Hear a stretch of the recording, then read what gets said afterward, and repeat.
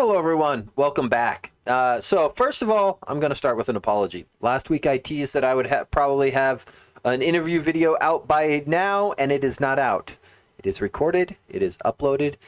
I have been delayed because I cannot release it until the announcement that it goes with actually goes live, and that announcement has been pushed back. So hopefully soon.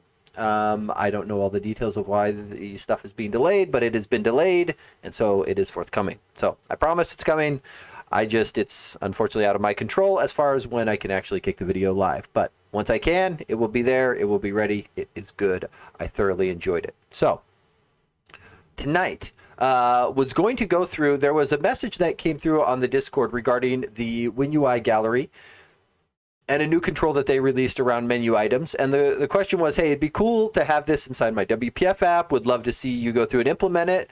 And normally I don't add controls to the material design library. Not sure that we're going to add this one. However, it looked like I briefly looked at the control and went, you know what? That's kind of something I want for one of my apps too. And so I'm selfishly motivated.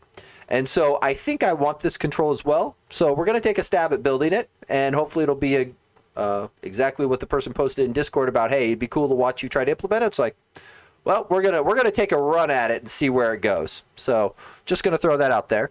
Real quick though, before we get too carried away. So Spokane.net user group was, so today's Tuesday for me. So today is Thursday for me. This was Tuesday.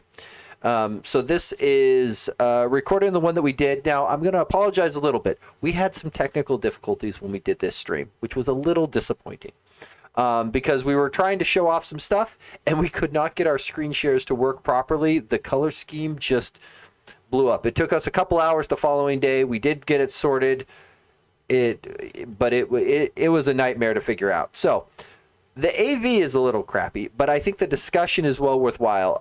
A lot of it centers around, so we had four of us up there, kind of around different workflows that each of us use, specifically around a lot of agentic coding.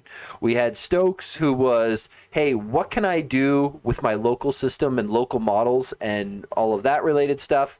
I focused a little more on some of the flows with like the Get Kraken desktop. More on that in a second. Then we had Dan, which was kind of a middle ground, Copilot, CLI, extensions and plugins and that kind of stuff that you can pull together with it. And then Ben kind of focusing on some of the latest releases around VS Code. Specifically, the cool part was the debugging view that he showed for if you're wanting to see like what Copilot is doing inside of VS Code and like see the reasoning and the agent and the steps that it took. There's actually a pretty slick view. So I won't spoil his thunder, but it's in the video. You should watch it. It is worthwhile. So if you don't get the link, just search for IntelliTech on YouTube and then click the live section and you're looking for Spokane.net user group developer workflows in 2026. Streamed sometime on or around May 5th, Cinco de Mayo. So if you are watching this in the distant future, that's where you are hunting. Okay, so one of the things, and unfortunately at the user group, I didn't have enough time to go too deep into it, and conveniently, because I am a glutton for punishment, yes, they released this on May 5th, and yes, I demoed it May 5th, so that was fun. The big update really came in the 12.0 one, and I kind of touched on it a little bit when it first came out in a prior video, but they smoothed over a lot of rough edges and made this a lot better, and it's not even documented here. There's actually, so you'll note, my big head is probably blocking it, hang on. There's actually I can't even get it zoomed properly. There's actually a 12.1.1. So there was actually a bug in 12.1 that they then kicked a release patch for as well, which was cool. Like, I love that Get Kraken is very hip. Like, if they do a release and there's a major bug, there will be an update coming to fix it, which is cool, right? They usually go monthly-ish, give or take a little bit, which is actually a pretty quick cadence when you think about like all of the stuff that they're shoving in here. But there was a couple things in here that really caught my attention that got me very, very excited. right? So there was some work trees improvements, which these are all directly around making the new agents tab work a little bit nicer, which is great. Love that.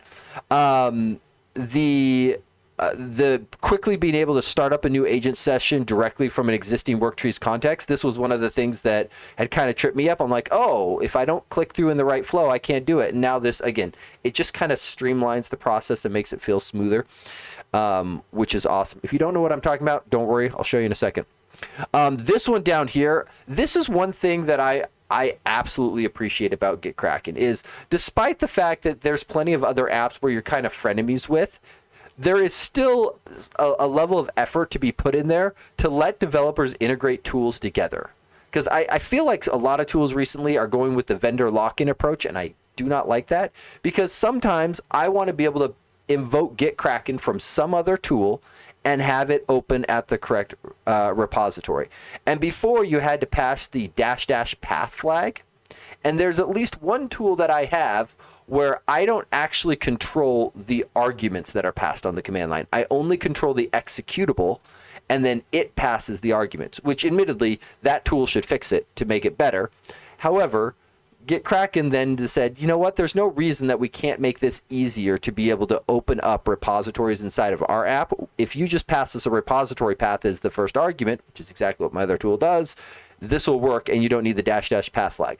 Love it. Absolutely love it. Again, it's one of those small quality of life things that just makes me love them a little bit more, because it's like I don't have to worry near as much about the vendor lock-in because they play nice with the other kids in the playground, and some of the other kids don't want to play nice with everyone else. That's a different problem, right? The PR review stuff is cool. I will be honest, I haven't had a chance to play with it much, just due to the nature of some of the projects I've been on. And then the terminal improvements are a huge plus to me, because since I love the CLI so much, having a nicer terminal inside of GitKraken and not always having to, open an external terminal is definitely a plus. And then this. I have been asking for this for like years, and it makes me so happy to finally have it. Zoom levels. We have zoom levels. Like, you'll know this is 100%. I can go to 200% now, which is obviously way too bloody big. So I think we're gonna dial it down to like 140 or something. But before we couldn't go this high. Like, this, as somebody who presents a lot, being able to make things bigger, it feels like one of those things, and you could, admittedly, you could always make it bigger, but the zoom levels did not go to 200% before. That is what is new, and that makes me very, very happy. Chris, thank you. So I know Chris submitted the PR for it, which makes me very happy. So that was awesome. And then a handful of bug fixes and similar things in here. Again, this is the 12.1 release that came this month. Again, basically kind of sticking with their usual MO. 12.0 releases, bunch of big features. 12.1 comes out, smoothing over those features. Like, they release features when they're still a little rough because they want to get stuff out quickly and know that they're going to iterate on them. So just know that if you start playing with new features that are in Kraken, they don't hold them until they're well polished. They hold them until they reach MVP, and then they ship them, and then they iterate on them, which for some people, they're like, well, the feature's garbage. It's like, well, yeah, it was garbage last month, but give it another shot. It's definitely worth it.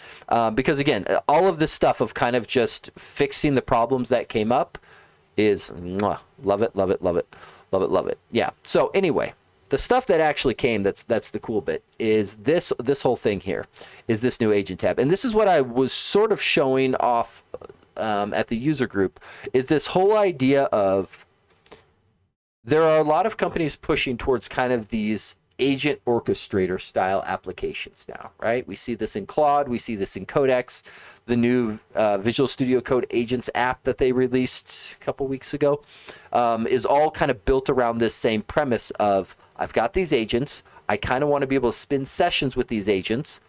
Agents really like the idea of being the only thing playing in a repository or a directory at a given time. And so the logical solution here is Git work trees, because Git work trees give a separate folder by sharing the same Git database. and then leverage that so that the agents can go and run. And so this just dials it down so we can go new agent session. In my case, I've got the Copilot CLI here, which is my go-to, mostly because as a Microsoft MVP and working for a Microsoft partner, I have Copilot credits. So I use what is cheapest for me. And then you give it a branch name and you're off to the races, right? And it will spin the work tree for you. It'll open the terminal into the session and get going, and you're off to the races, right? That is the premise there, right? And there's a whole bunch of things where you can put in some setup commands for, hey, every time I spin one of these things, maybe I need to do an npm install or otherwise, right? A .NET restore. You can code those things into your setup things so that when you start a new work tree, your agent doesn't have to go through and do it. Usually your agents are probably set up to do it, or they will figure out that they need to do that fairly quickly. But if you know that those commands need to be run, having a setup script or a set of steps for it to do is well worthwhile. I personally like the idea of a setup script that you invoke from GitKraken. That way the rest of your team, if they are using different tools, they have the answer to everyone on the team is you run this script on a new work tree or a fresh clone or whatever, right? Like we had this before agents. People would do a setup script for fresh repo clones. This is not new. It's just it turns out that what's good for agents is what was good for humans before. So do the stuff that was good before. Okay, so I wanted to take a quick look really quick at let me just pop this over here real quick because I don't know what is on my thing. There we go. Just bring that back because I didn't have that ready. Oh, here's the VS Code Agents app if anybody is interested in taking a look at it. Again, it is a very cool thing to play with. It is on Insiders, so if you are not on Insiders, you need to grab that if you would like to use it. So just be aware of those. Okay. I think nothing here is new at the moment.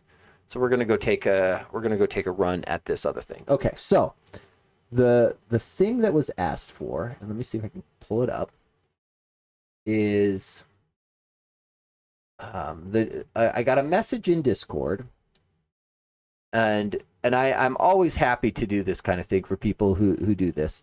So John had posted that the new WinUI gallery added the SplitMenuItemFlyout sample. Would love it for WPF. And the idea doesn't seem too hard. So we'll go through and take a look at it. Stand by one moment because I once again have not opened my dashboard and I need to do so for obvious reasons.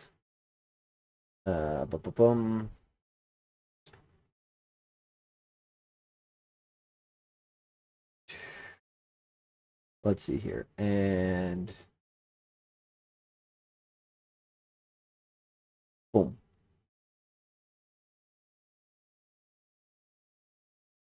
Let's see. Where did that go? Why is it not letting me click on the thing? No. Stop. I need to build myself a little script for doing this because this is annoying every time it happens. Sorry, one moment. Stop opening the bloody pop-up. Let's see, it's here, and then we are going to boom. Okay, we're gonna do that for a moment, and we'll go from here. Spooky. Okay, so I believe it's in here. No, is it the menu? Where is it? I don't know where this is. I did go find the pull request for it to look at the documentation. Where are you? Simple menu.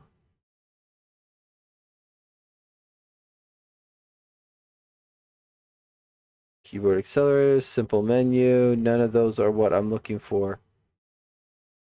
Oh, search. Well, let's just search for it, shall we? Let's just search for you. Where are you? Really? Nah, really? That doesn't seem right. That doesn't seem right. How about split? Doesn't show it. Okay. Well, we may scrap looking at it here, and let's see. I believe I've got the PR open for it. So I pulled some stuffs. So there's this guy here, and API spec, which I had to laugh a little bit when the API spec is mostly images. Like you'll note, like there is a markdown file, but a lot of this is images of showing it, and these images are referenced by the markdown spec. So this is basically the premise of what this is. So what we are looking for here is we are going for a menu item control, and I'm going to use that term. Big head out of the way. I'm going to use that term loosely because this is one of those cases where WPF doesn't quite have an equivalent, right? These are clearly menu items, but with a couple really key differences, right? One, there's a separator here, and then there's a secondary button that expands the sub items, but you can still directly click the main menu item. Those, I think, are the key components here. And that's actually the part that I want, is there are times when you have a menu control where sometimes you want the menu to have sub items, and sometimes you want the menu to have a top level command that can be invoked as well. That's generally the use case where I think this is useful. I am not confident we will get to a place of having this. This seems like it might be a bridge too far. However, this part I think is probably doable, right? And so we're gonna go down that path of seeing if we can implement that much, because that's kind of what I'm going for. And I think we can get somewhat close, right? And if we go down here, right, samples, things, right? So here's other examples, right? Compress to zip file, right, where maybe you want to do this, but rather than zip, you want to have the sub menu that has, 7-zip tar or other options for people. All right, great, fine. Lots of cases where there's kind of this primary action and then sub actions to go along with it. And why will you not stop buzzing? So down here, they actually have, is there a way to not pop this, display the rich diff? I don't know that's close enough. So this guy down here basically kind of outlines what it's going for, but this is the part that I was most interested in, is looking at what this does here, right? So WinUI has something that WPF doesn't have, which is this concept of just being able to basically attach flyouts. The closest equivalent WPF has is kind of our context menu property, where we can attach context menus to things. It's not quite the same because flyouts are a lot more powerful and can kind of have all this arbitrary content. They aren't difficult per se, but you kind of have to build it yourself. Like the building blocks are there. There's the pop-up control, and you can attach it to something, and you can wire it up so that the pop-up is shown, and set the hosting control for the pop-up so the pop-up is either displayed right, left, whatever, right? Like we've got the building blocks, but in WinUI it's kind of just there, and you don't have to do nearly as much work. And in this case, they have this split menu flyout with this sub items here, and I think, for me, what I'm picturing doing to make a WPF equivalent is I'm thinking we're going to go with the menu item, the basic menu item. This is where I think some of the limitations will come, but I think I can get to that main base point. Because where they have items to show the things underneath, right? Because they've got, the save command at the top, and then save as and export as the sub items. So there's your save item, save and export. And you'll note the key thing here is there are separate commands for each of those click areas, right? There are 3 separate spots the user can click, and one of those 3 commands gets fired. Great. But that means we have to go through and deal with it, right? And they've got templates and all of this stuff, and this is where I'm like, we may not get this far. Only because we don't have an arbitrary control to do this with. I'm kind of thinking I can get away with styling with retemplating a basic menu item. I briefly looked at the behavior of menu item. I think it will work. I have a few questions because there's some code inside of it, and I can show it. Right, so if we go here and we do menu item, right, and we, not the WinForms one, this one here, right, so sub menu item, right, so these ones here, there's these logical roles that menu items get put into, which I think is okay, but there's logic inside of things like handle mouse up that watch for these roles and do different things with the clicks and the mouse hovers. This is the one area where I'm not 100% confident just template in a menu item will work. I think it will, but you'll note here, change button. So on a left mouse button click, right, and it checks for inside a context menu, right? If we're in here, check the role and then consider whether we need to do a click or not, right? Of being able to go through and do this. And this is where it's like we might end up having to subclass or otherwise, right? Which if we have to do that, that'll make it mildly interesting. Because I don't know that that's quite what I want to do, because I'd have to then go down to headered items control, which yeah, there's weirdness there. There's weirdness. Like, I'm trying to make something that you could insert into an existing menu without having to scrap and redo your whole menu, right? Like, if we could absolutely do it if I made you use my menu control and all of my items inside the menu. That would be fine. I would own everything. I'd build everything. The problem is I would own everything and I would build everything. So we're going to, for this one here, I think the goal is we are going to try to get away with retemplating menu item, subclassing menu item, and if it goes beyond that, I might punt, because at that point it's a full-on custom control, and that, or derived from headered items control, and that's just going to get, it's going to get messy fast. Messy fast. Okay, so let's go and, let's see, Control-Shift-E. Do I not have my keyboard binding? There we go. There we go. So we're gonna fire up our Visual Studio, and we're gonna go with Spelunking. And I think the first thing we're gonna do is we are gonna slap in a sample in the demo app so that we can play with this, and then we will start building. So down here, because inside of WPF and themes, and then we're gonna go down to menu. Okay, this will be our playground for this evening. For this evening's events, we will be playing in the menu item resource dictionary. Okay, see, I can't go serious. And then we will put something in the demo app for the menu items. Let's see here. So I want something where I can I guess for now let's not get too fancy. But I think what I want to do is this. Right? So we're going to go with menu item here, and what I would like to have happen is I'd like to be able to do, I don't know, or actually, hey, rather than copy, we'll do it here. Do it here. We'll do the standard paste operation, right? So because that I think is a slightly more realistic expectation, right? Ooh. Of we are going to do, we'll have the regular paste, and then nested underneath it, we will kind of paste without formatting.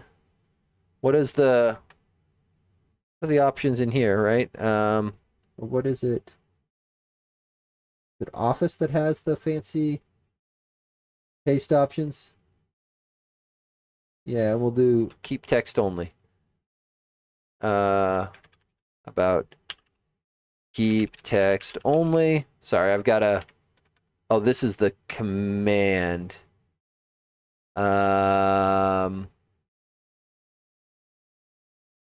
We'll need to figure out which command we're going to do here. So we'll do that for the moment. But we're going to do keep text only. We are going to do... Why is it squawking at me? Did I...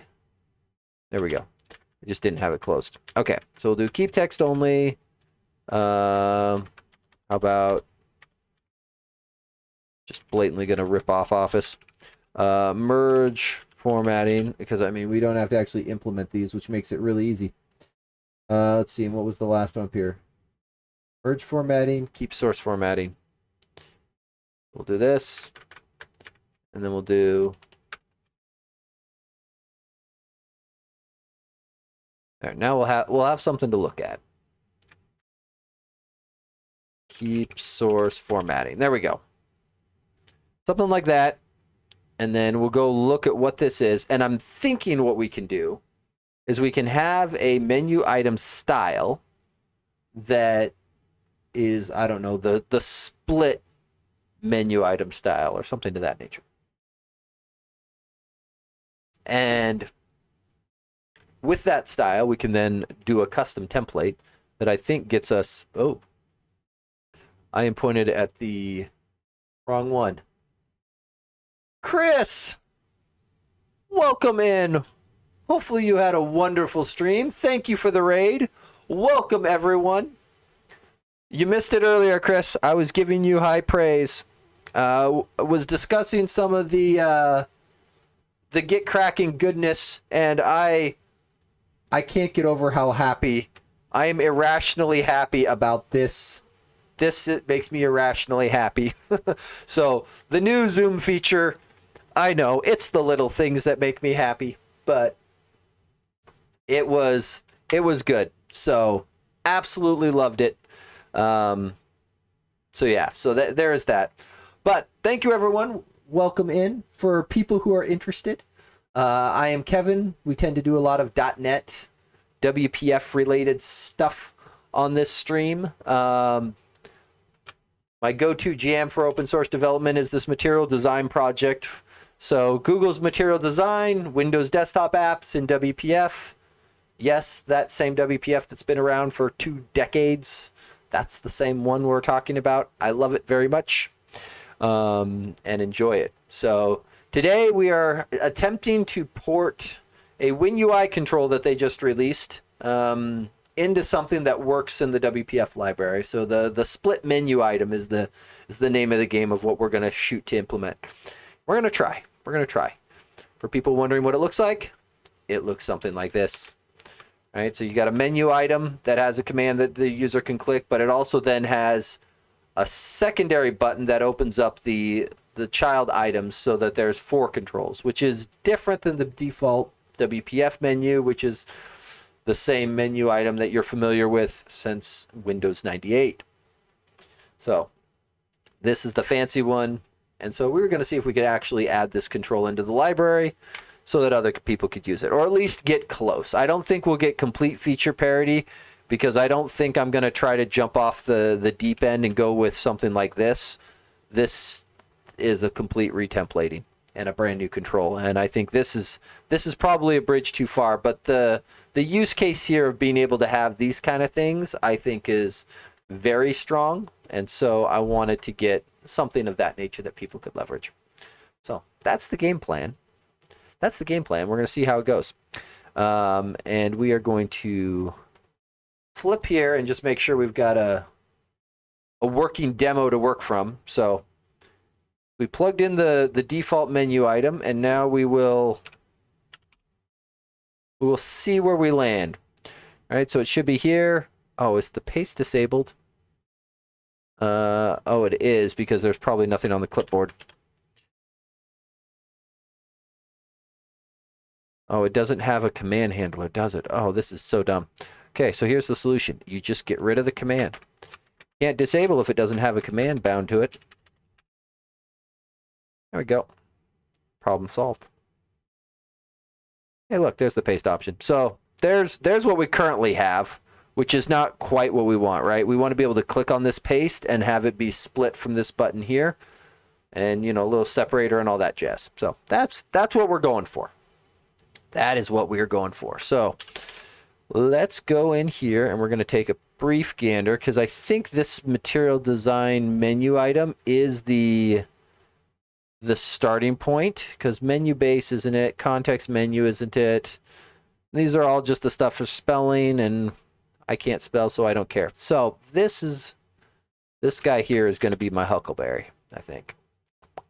Yeah, this is the guy. This is the guy, and this is the control template we care about.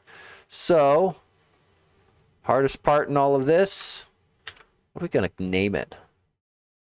It's the hard part. What do I call this thing? X key, and we will go with to do, well, I think for a moment, because I don't know what we're going to call it. Let's see, based on static resource, material design menu item, because I think I want most of the style, just not the template. So I think we're gonna take, like, I don't mind the coloring and the highlight background and all that jazz. So I think I want most of this. Just this one setter I don't care about. Let's see.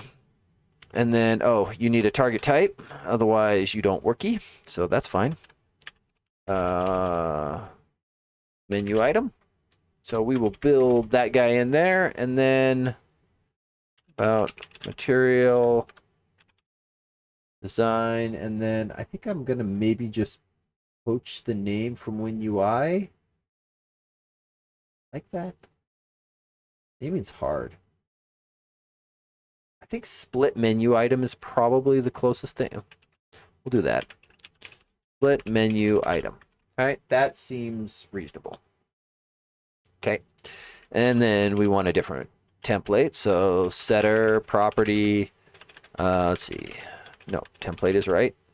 And then setter value. So for people who haven't seen this before, this is in XAML. You've got both property-based syntax, which is your inline XML-based stuff, and then you've got element syntax where you break it out. So element syntax works for everything. Property syntax only works for sort of simplistic values, things that can be inlined.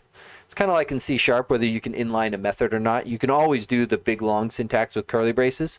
This is the curly brace syntax. This is your expression-based member. So for what it's worth, let's see here. So grab this. I'm trying to decide if I pull this out into something that's shared. I don't think I do. Actually, let's grab the whole thing, I think. We'll start with something that works, and then we'll just beat it up until it works the way that I want. Okay, so that goes there. And it's got all kinds of stuff in it. And most of it we don't care about. Okay, so step one, we need 3 areas. And so I just want to get my bearings really quick of where we are. So we've got a template root border, which is probably just as easy to look at this in Snoop, isn't it? Probably just as easy. So let's look at it here. That way we can, you move here, you sit here. 21 inches unbuffed. Thank you for the follow. I appreciate it. Okay, so we go here, and if we look at the layout of our menu item, there's our menu item, there's the resource dictionary, there is the grid that has everything. So this is the grid that ultimately we're going to want to set up our rows on. And right now the ripple expands across everything. I'm just looking, so for people wondering, I'm looking at this red bar around the outside and the fact that I'm selected on ripple. So the selected item in Snoop highlights with the red border. And I think what we're going to want to do is bring most of this forward, add a couple columns to this grid, and put the arrow outside of it is where it's probably going to go. What is Snoop? Oh, great question. Thank you. So Snoop, if you Google it, you have to put in Snoop WPF, otherwise you end up in other lands like Snoop Dogg and Snoopy. it is this app here. It is basically, if you're familiar with like the browser tools for web development, it is that equivalent, but for WPF applications. Visual Studio does have like their live visual tree and their property-based editor that exists now. Snoop was built long before those features were even available. And it has a lot of extra features on top of it, right? It's what I learned first of being able to integrate with this, everything up through being able to watch what events fire, deal with triggers. You can execute arbitrary inline PowerShell to interact with your app. It's just got a mess of features that are pretty cool, as well as being able to do deep object inspection all the way through your data context. But most of the time when people first come into Snoop, it is mostly around inspecting the visual elements, just like you might do for the DOM on a web-based project. And so it gives you that kind of functionality where you can look at this. And then more importantly, you can also just start changing stuff too. If you decide, hey, you know what? I want my border thickness to be 4 instead of 0. Well, great. I can make it 4. And so you can tweak things in line and just see how it goes. So yeah, it is basically that. Izzy, welcome in. Can I get an agent to write it? So Snoop does not have like an MCP or similar yet. I don't know if it's even being worked on. I do have an MCP I've been building out for letting agents directly interact with WPF apps, because that is right now desktop apps are at a slight disadvantage because all of the cool agent interaction loops that are built, like web is incredibly popular, so it always gets the cool toys first. And so right now we've got, Playwright and others that are really good at, or some agent frameworks just have like embedded browsers now too. And so the agentic loop on those apps is much tighter because you've got all of the toys. I have build Flyout MCP. I don't know that name. Izzy, welcome in. We are working on a new split menu item control. Oh, got it.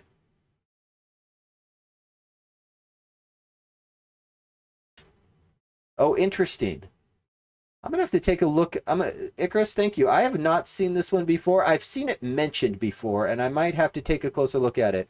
It's like Playwright for WPF. Yeah, because there's been a lot of people that have been looking for this.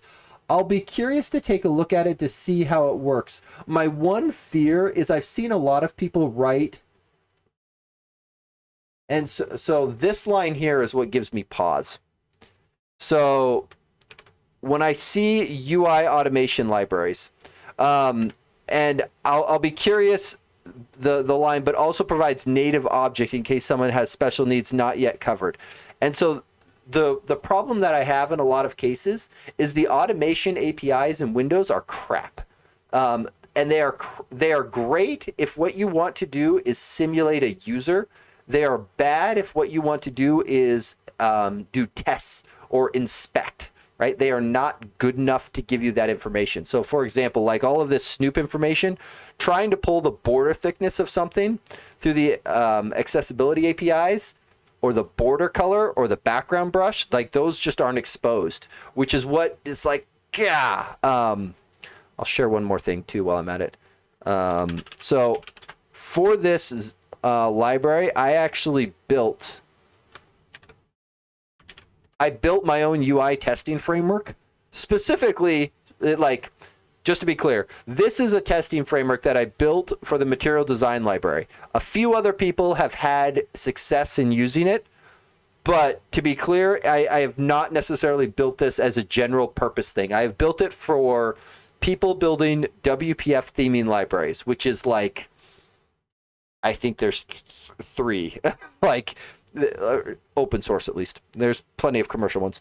But there is, like, again, this library is not designed to replace UI testing of WPF apps. So it's a different purpose, right? If you're wanting integration against an app, that other structure may be fine.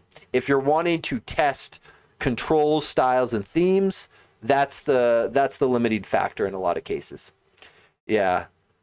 This is what I can see. Type, tool picker view, width, children. I'm surprised it shows border background and border brush. I might have to take a look at it because those were some of the ones that directly limited my ability to be able to see what it's doing. So I will take a look at it because it would save me some trouble, assuming it plays nice with it.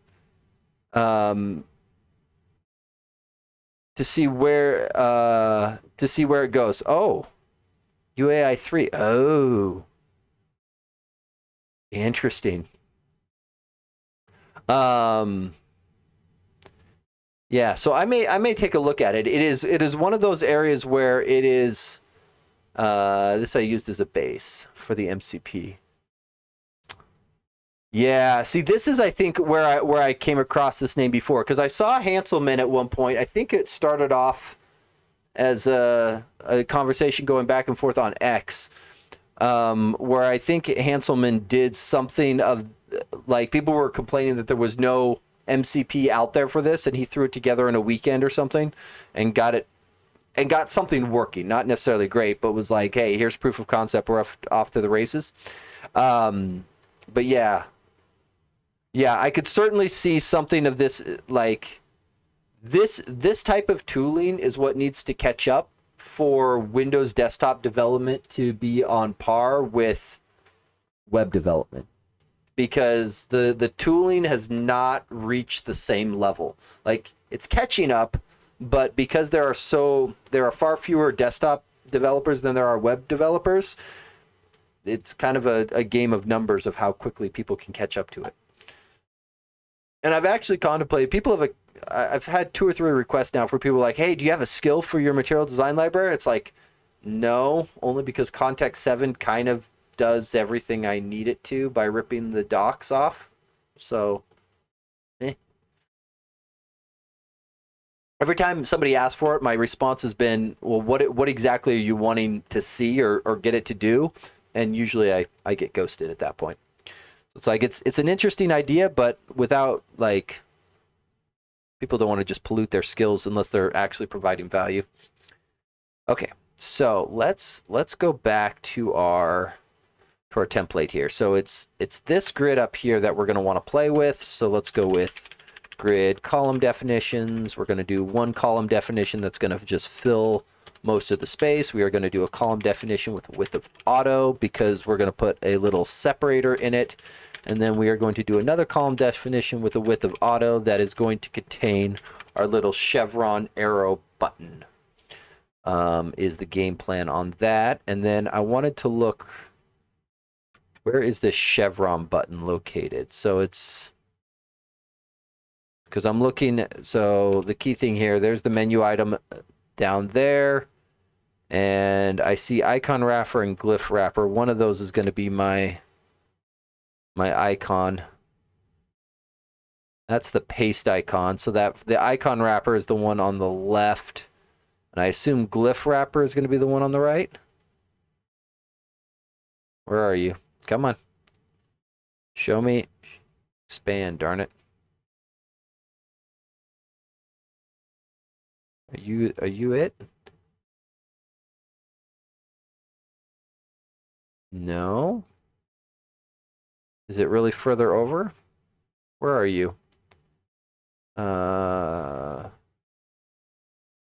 See, there's a path icon there. There it is. So the sub block is what actually contains the chevron. Okay, so that's what we want to whack. We don't want that guy anymore.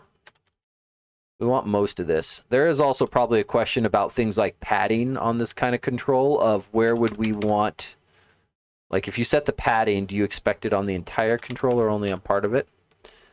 I must not have XAML styler set up on here.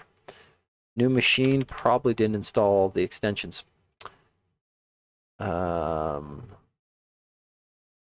This is what we said, right?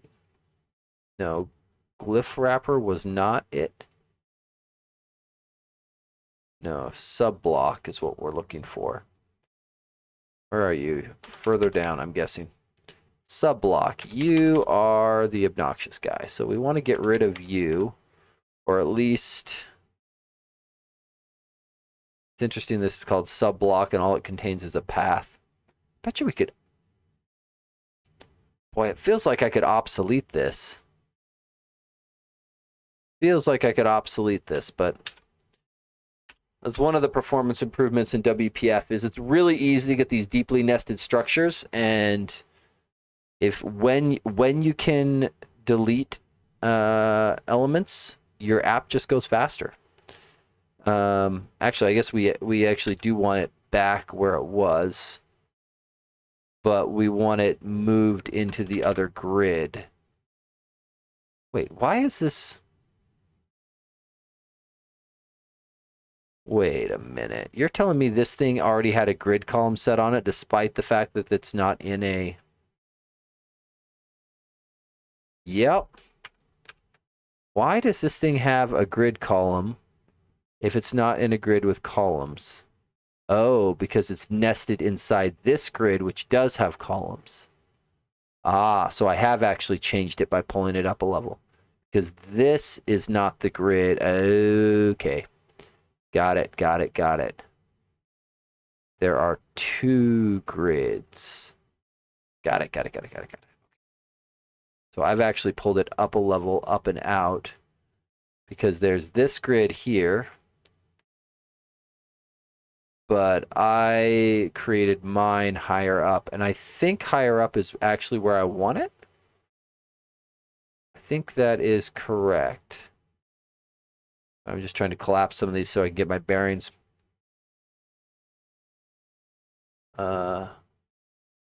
See, Izzy. I could do with an MCP that I could trigger when you push new versions of material design so I can grab all the resources I need. Create my Jira and DevOps tasks, generate a new integration test instance, apply the update, create my air-gapped artifact, and produce my stage 1 regression report. So you say that, Izzy. I don't think an MCP is what you want. So that's probably an instructions file.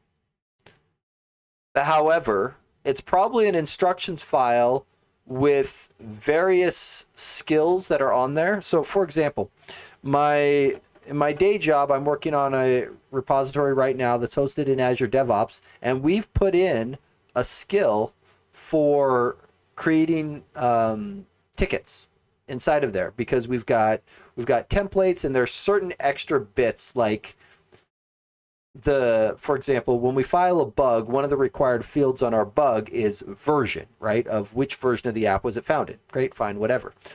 But as part of our skill, we've put in the information so that the agent knows how to go out and get the version. So if it's not told like, hey, is this QA, is this stage, is this prod, right? It'll prompt the user to ask which environment. But once it knows the environment, it has a mapping of various endpoints and says, go here to get the version, right? So it can just, if I'm out testing and I find something, I can just tell it, hey, file a bug, here's the reproduction steps, and it goes and looks up all the required information and then does the needful, which is great, right? And obviously things like issue templates and that sort of thing are a big help because it forces things to go into a particular pattern, but then the skill gives all the extra tidbits of what I would be doing manually to fill out that template, because I'm way too lazy to fill out the template. Yeah. It's more the report I need, the interaction with specific tools for those. Got it. And depending on what they are, like I've been slowly working on trying to automate a lot of those things away on our projects. And I think the key question has always been, where do I need to put the human? Because I need the human somewhere, and the only question is where. Because sometimes I need the human right away, and sometimes I can just let the agent go crazy and let the human come in later. Because there is always that question of where does the human go? Because you got to put the human in somewhere. But where is definitely a question that can be asked. Okay, so we're going to go there. Probably multiple MCPs with skills and info you mentioned. Yeah, and that's the thing. Like MCP is great if there is code that needs to be executed to do a thing. And even that I hedge on a little bit. I should say code where scripting isn't a good answer, right? Because sometimes the answer is if you can do it in a script, well, that's kind of different, right? But sometimes it is legitimate of no, I need to use this, SDK or whatever to go inspect my Twilio logs or whatever, right? Like those types of things are definitely legitimate options. Okay, so that thing's already where I want it to be. Let's see. Separator, grid, column. Nope, that's not how you spell column. Column 1, right? And then I think the separator will just go vertical for me given that. And I think if I just do width 1, that'll get me more or less what I want. And then I'm going to take this,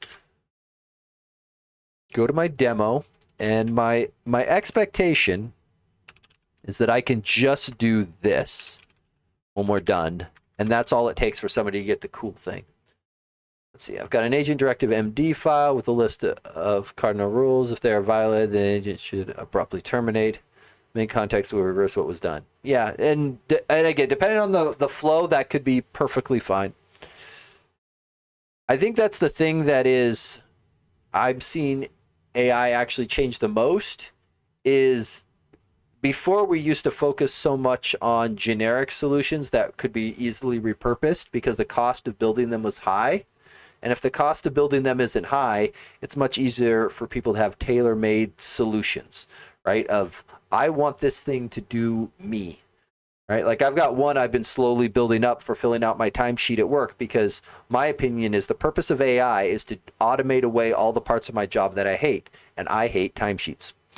And so now, admittedly, it doesn't get to submit the timesheet, but it definitely gets to fill in all the entries, and then I get to go back through it and just double check it. But boy, it's so much easier to edit something that's already been done than it is to do it completely from scratch.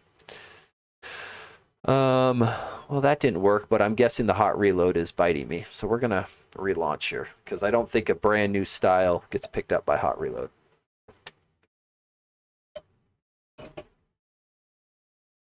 If my little animated duck bothers anybody, let me know and I can turn it off. Because before I had like 5 of them. Why are you not using an agent for this issue? It has a very good spec. Yeah, that is a great question, Icarus. Great question. So, 2 things. One, depending on how hard I put... So, when I am not streaming or otherwise, I tend to have 3 or 4 agent sessions going concurrently. Because that's the mental context window that I can handle myself. But there's kind of 2 thoughts here. So one,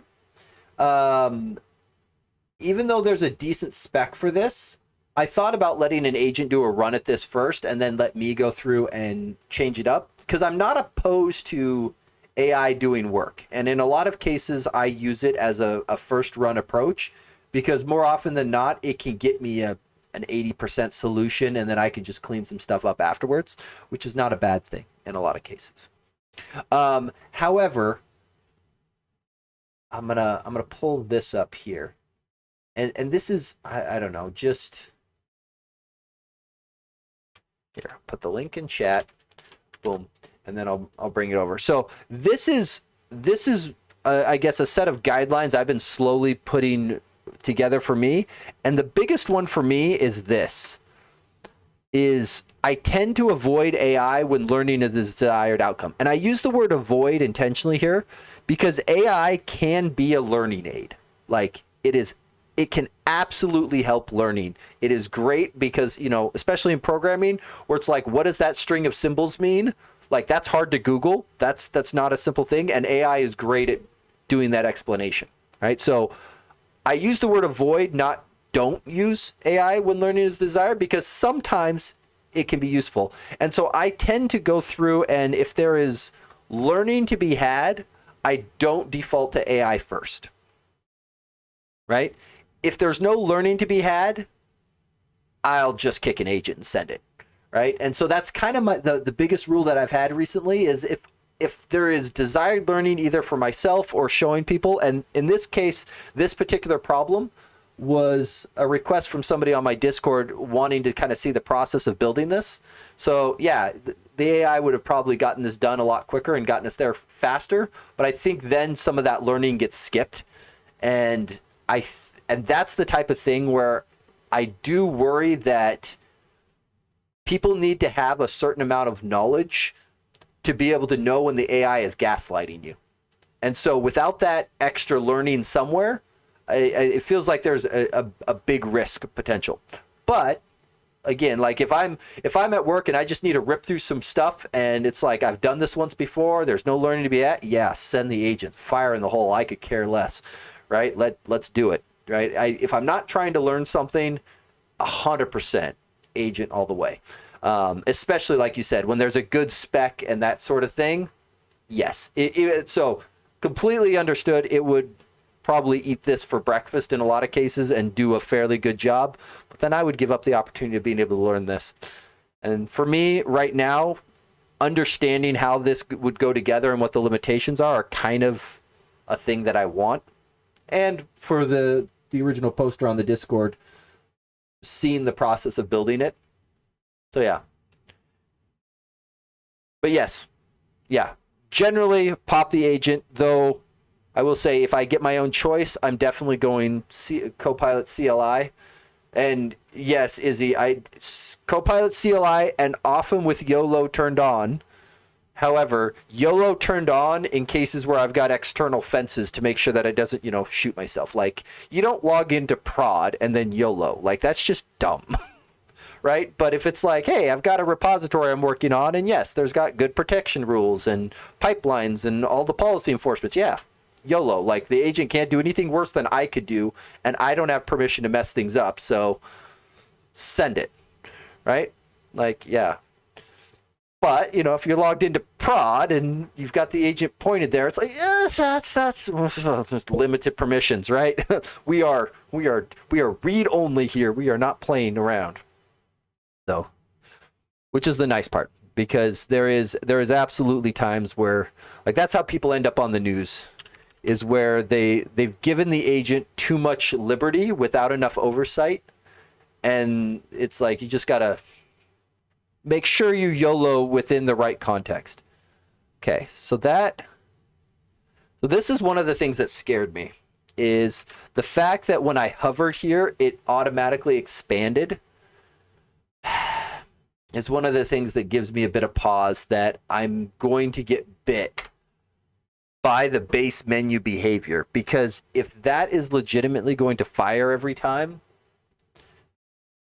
then I want to be able to change the behavior of this button, not just the layout, which is why, like, the fact that we've changed the template is the reason why the chevron is now pushed all the way to the side there, which is fine. Like, I shoved it all the way over, told it auto.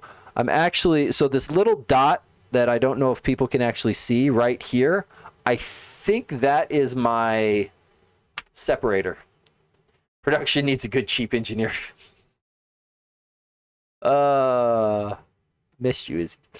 Let's see. Vertical alignment stretch, I think, fixes that initial problem. No, did not pull it up. But I think I still have the hover problem that I'm worried about, of can I control the expansion?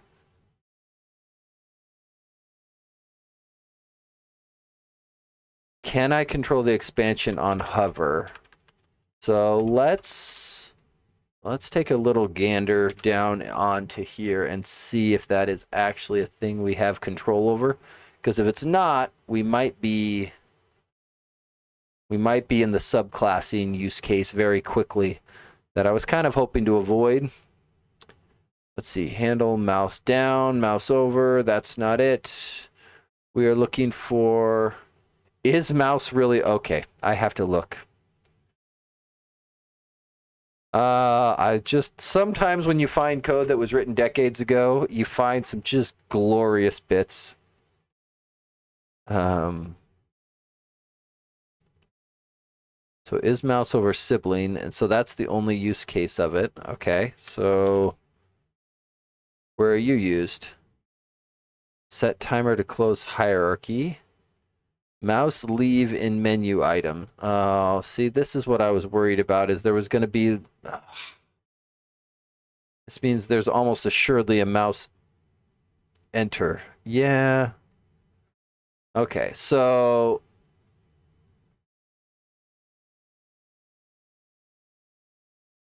Mouse enter in menu mode. So if we are a top level item, which we are in both of these cases, the question then, it's going to attempt to open the hierarchy. Is there an injection point in here? Open menu. Everything's controlled by the role. There's not an option for opening. I really, really want to not have to do this. Let's see. Mouse enter helper. Let's see. Top level. Open on mouse enter. That looks like exactly like the switch that I want. $20. It's internal. Oh, private. Oh. You're killing me, Smalls. You're killing me.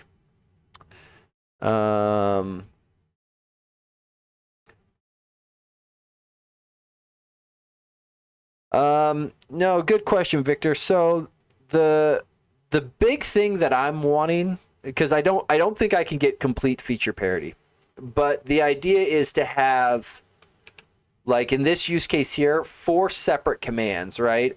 Have the top level command that you can just click on when you have this menu open, a toggle button with a chevron that then exposes the 3 subcommands, and each of the 3 subcommands bound to their own individual ones. The hard part here is it looks like I may get bit by the idea of menu items expand whenever the cursor is directly over this guy, which is yucky. Now, we might have some tricks.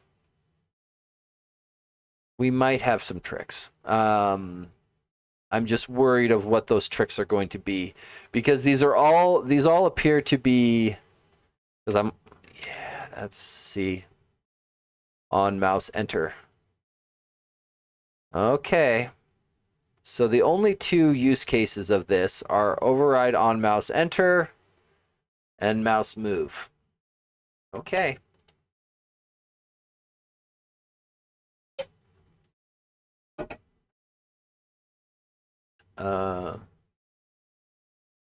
Let's see. Could you ditch the explicit arrow click toggle and attach a behavior to fire the parent menu item on click?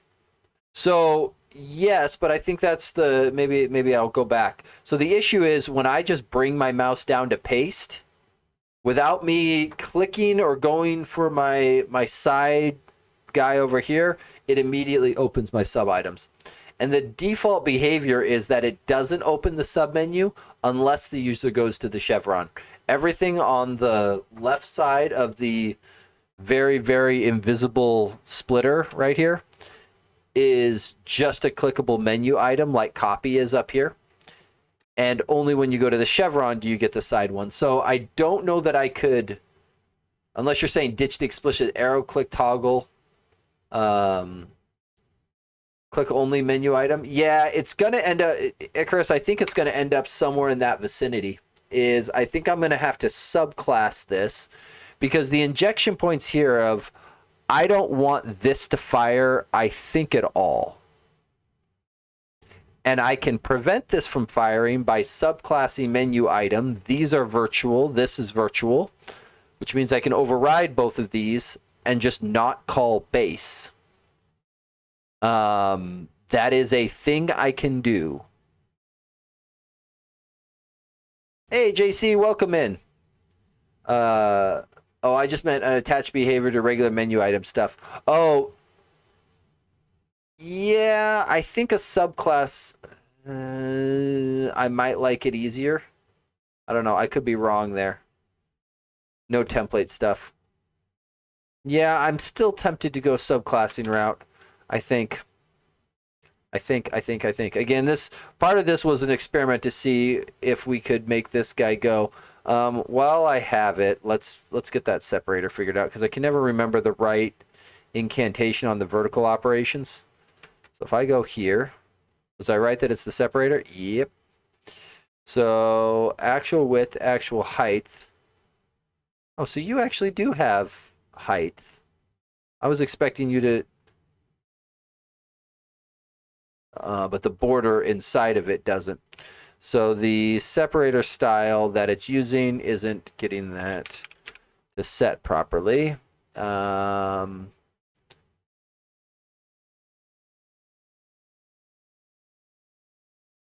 Let's see here. So why are you not? Well, let's just mess with this, right? So vertical alignment stretch, vertical alignment stretch. I think that let's see, and we do height here. What? Oh, I'm on the wrong item.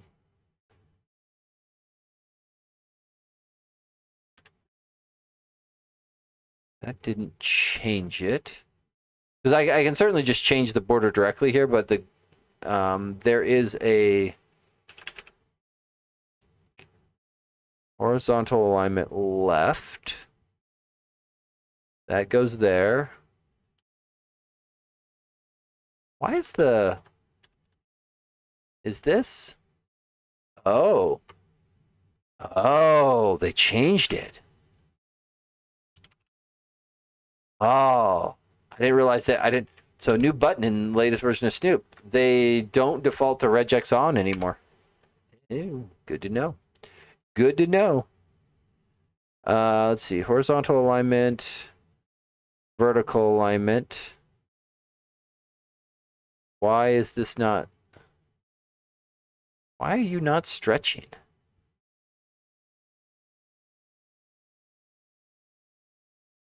These... huh?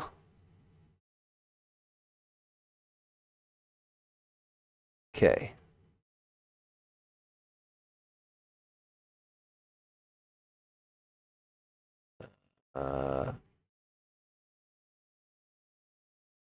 I'm wondering if there's...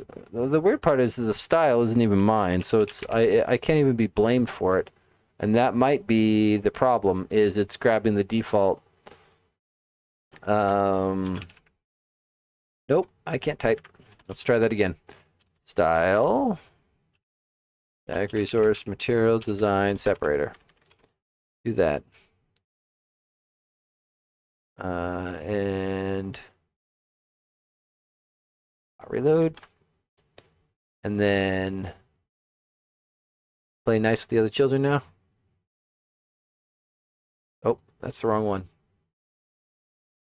Did pick up the style. So that makes me feel a little better now that I understand how it's going. And then handle submenu opened and closed immediately. That's an interesting idea. Because I could watch for the event args, because the submenu opened, I believe, is a routed event.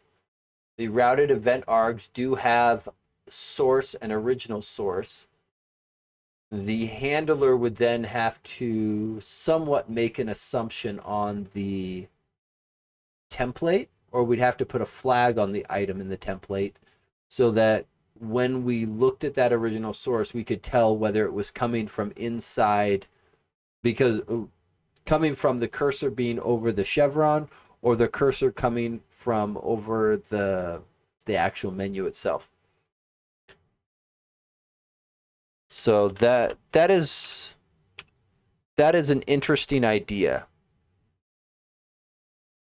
I do wonder if the animation would look funky, but if it's closed immediately, it may not matter. Might, maybe. Okay.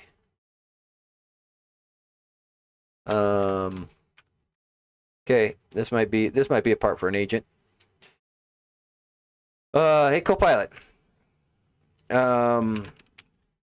Is this separator not filling the grid vertically? Separator is, but its border from its template is not. Go figure it out, Copilot. You think about your life and what you've done and come up with a reasonable answer. Yeah, okay, good. You're off doing some thinking. Okay, while you go think about your life, I think what we're going to do is we're going to come down here.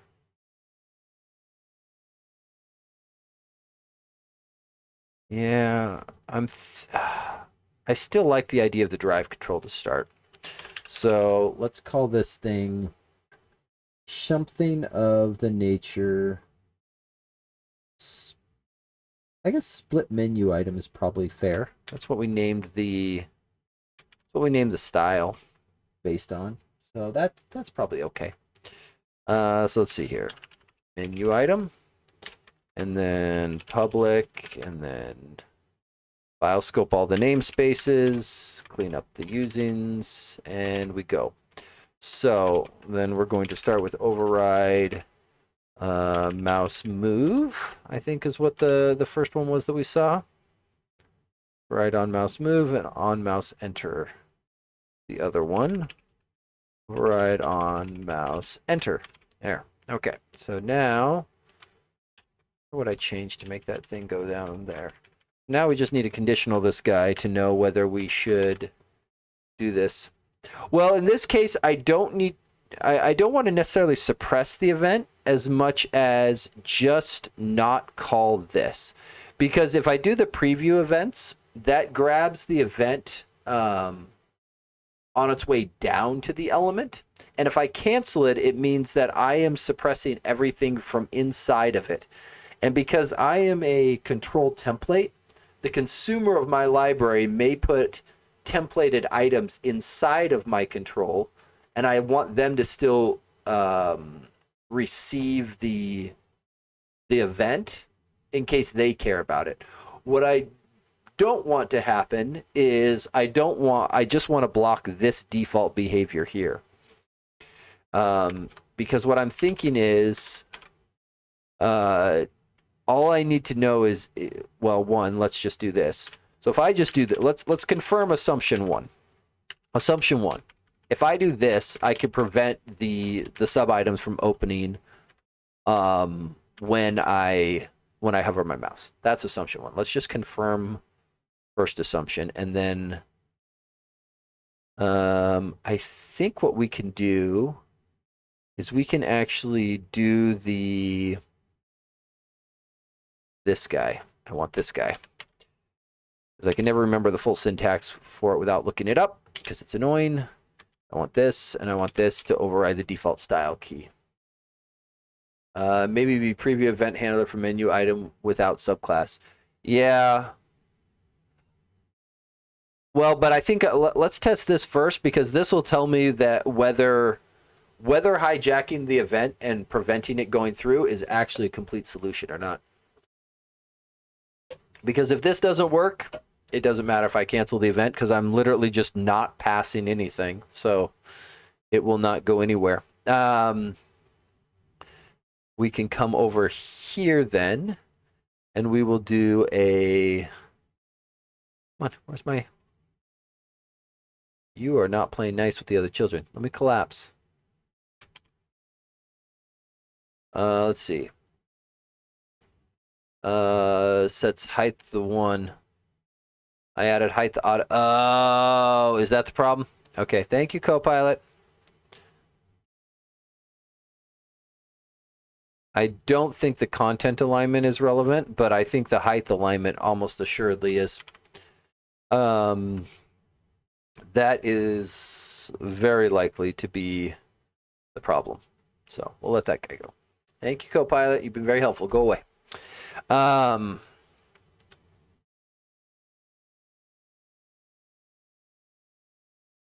I would like to make a implicit style on this guy. Let's see, style, target type, X type, and then split menu item. We are going to base this on our other style. And then by not putting an explicit X key on it, it should automatically just pick up and work. And then we come back over back to our demo app. Then we change you to be one of those instead. And then put in the right using directive or XAML namespace directive, and then launch. And we'll see if this actually gets... Because I am worried that if this doesn't fully work, like I know we can always build a complete custom control, but that is probably something I definitely task an agent with and come back to later. Oh, didn't open. Look, it doesn't open. Now, nothing works.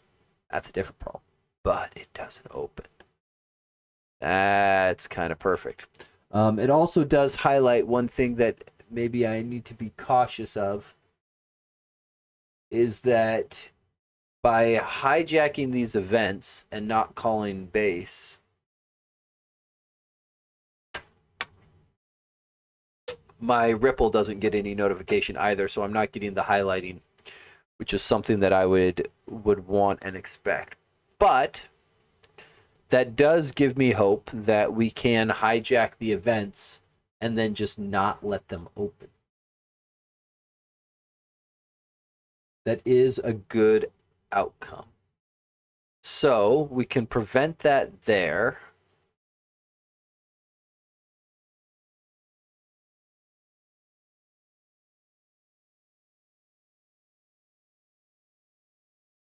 Can I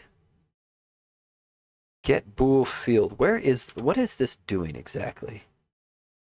Bool field store property at field. What is this? Let me guess. You're private. Yeah, of course. Of course you are. So they've got a dependency property that is assuredly private. Excellent. I was worried they would have made it easy to use. And they use it to shove in bits for this Boolean stuff. So, wait, ignore mouse events. I am intrigued. What the heck sets that? Oh, submenu, ignore mouse events.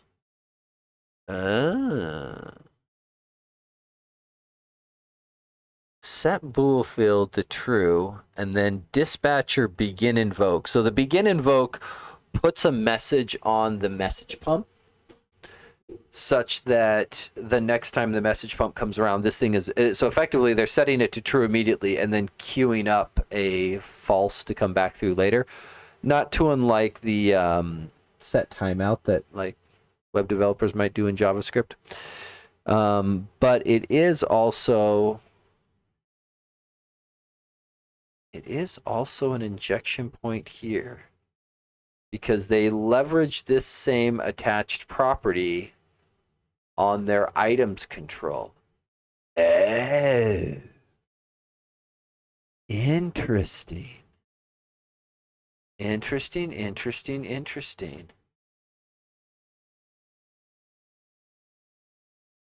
Is that helpful or not?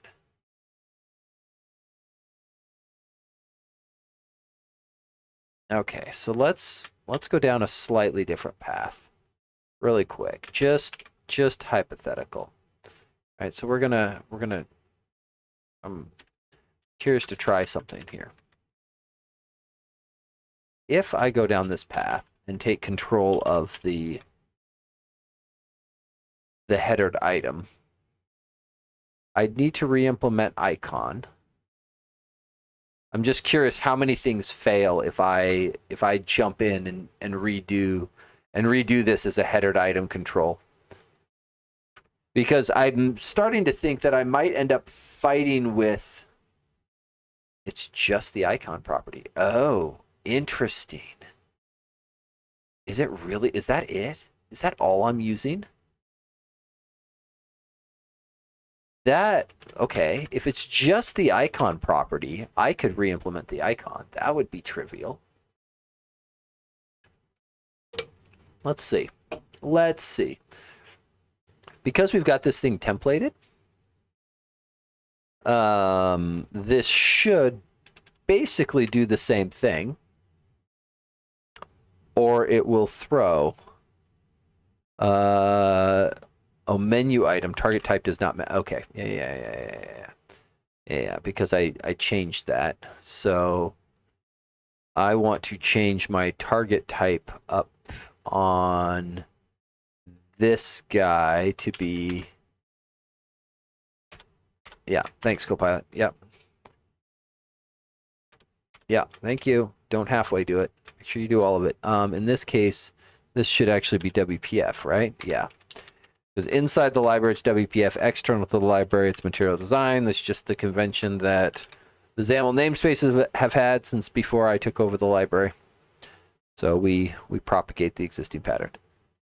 Property role. I don't know that I care about any of these. That's okay. I don't know that I care about any of these. That's okay. I don't care about most of you. Because none of the... Okay, I'm actually starting to like this idea better now. Because some of these members on their...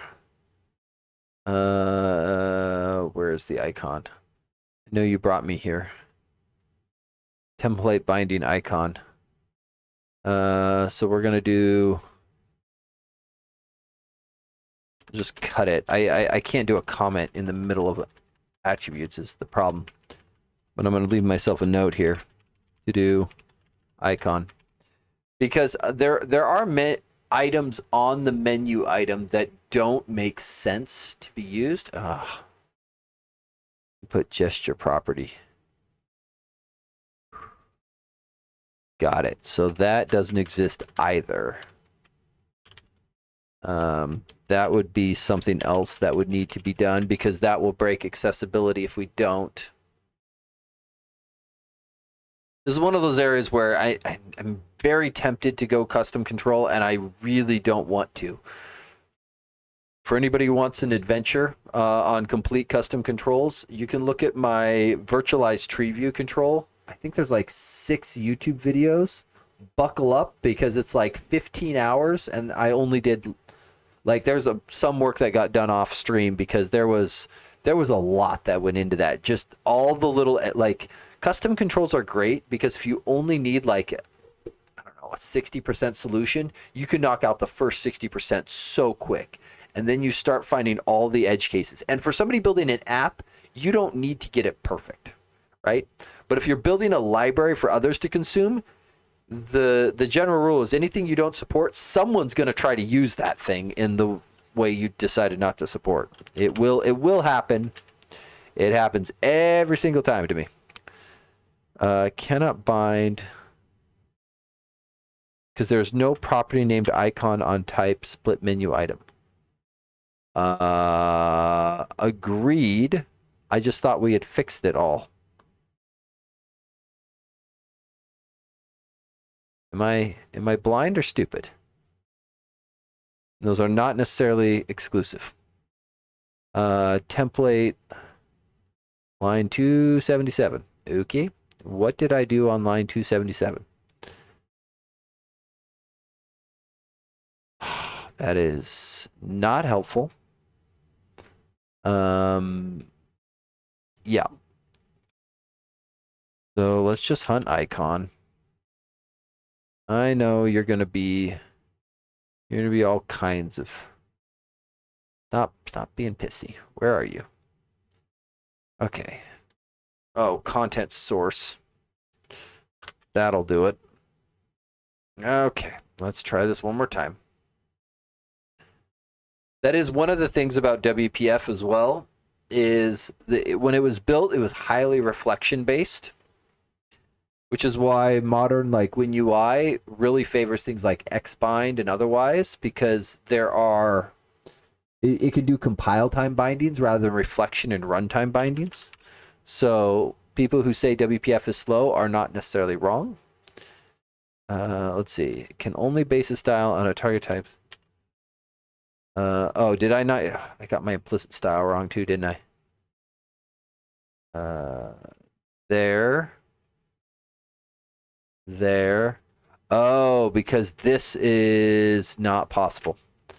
I can't do that anymore. Oh, wait a minute. No, that's correct. It's this. I just need to grab these things. And actually, I think I only need 2 of those 3. Because I can no longer save those. Because I am no longer overriding the default style. I am the default style. And no real support for generics. Yeah, and that is one of the big ones that I usually run into with the older XAML syntax is the 2006 that it ships with does not support it. The 2009 does have generics, which is why more of the newer ones will use the XAML 2009 spec instead, which is very, very disappointing. Like I get it. It's historical. There's not, and the other unfortunate part is because there's been so much WPF code written over the years. There's basically zero chance that I imagine Microsoft ever changes that because it would be a massive breaking change to so many people. I think their solution is we're just going to invest in WinUI and make it great. And it is getting better. I will say that WinUI 3 is getting better. It is still not great in my opinion. There are still some very rough edges where I'm reaching for WPF still as my weapon of choice. Okay, so that's better. I mean, it's obviously not laid out properly, but it gets me. They just renamed it UI4 core. What? Izzy, please tell me that's a joke. Don't scare me. Don't. I was having a good day.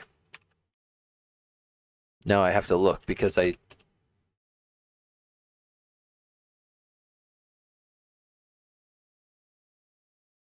Oh, okay. Whoo! Should. Okay. Yes, that's better. That's better. Yes, good. My Google results were coming back with like MUI stuff for React. It's like, okay. Okay. Okay. You scared me, and that terrified me.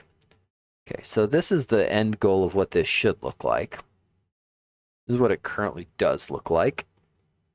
So now we just need to pull in the relevant bits from those and make them work. And I think this isn't going to be terribly difficult to do.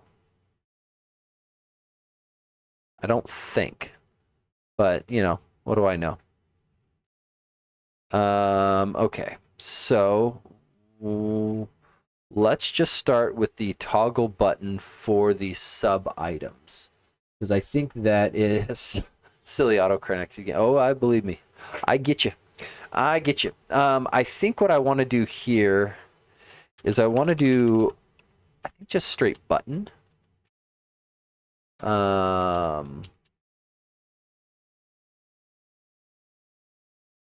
think this is what I want. And then I want to put the path inside of it.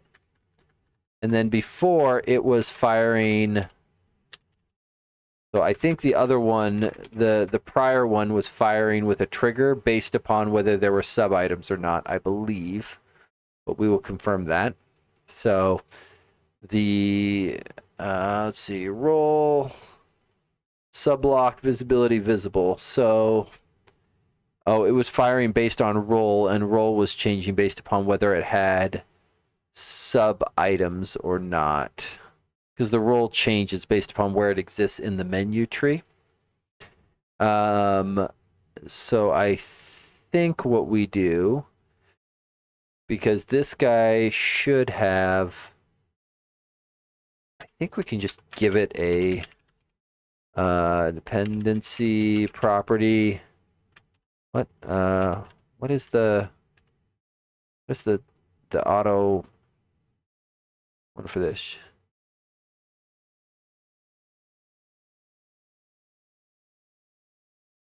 Show only keywords.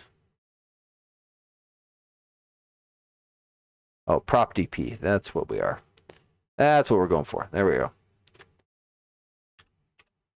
Okay, so as sub items, maybe something of that nature. Good. False, and then we just need to capture when the sub items get added, and we can grab those because headered item comes with the containers control-y thingy. That's the technical word for it. It's the iterator that propagates the things through. Header is not logical. I just love some of these names. They're wonderful. Header changed. No. Prepare headered items control. There is a option in here. Where is it? I know I've seen you because we did this with our other one. It is in here, and it is might be down at the items control level. I guess that would sort of make sense if it was at the items control level, because that would be what has items. In fact, this guy may already have what I need.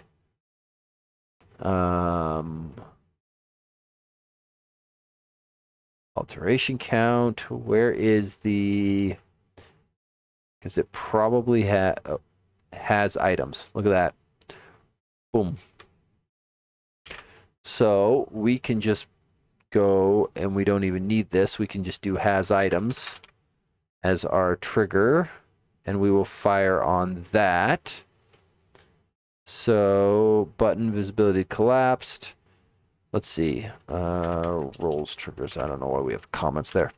So trigger property has items, value true, right? Setter property. Or I guess we should do target first. Target name, and we are going to call this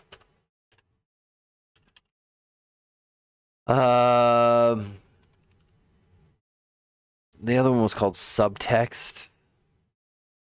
Not that I like that. Subblock?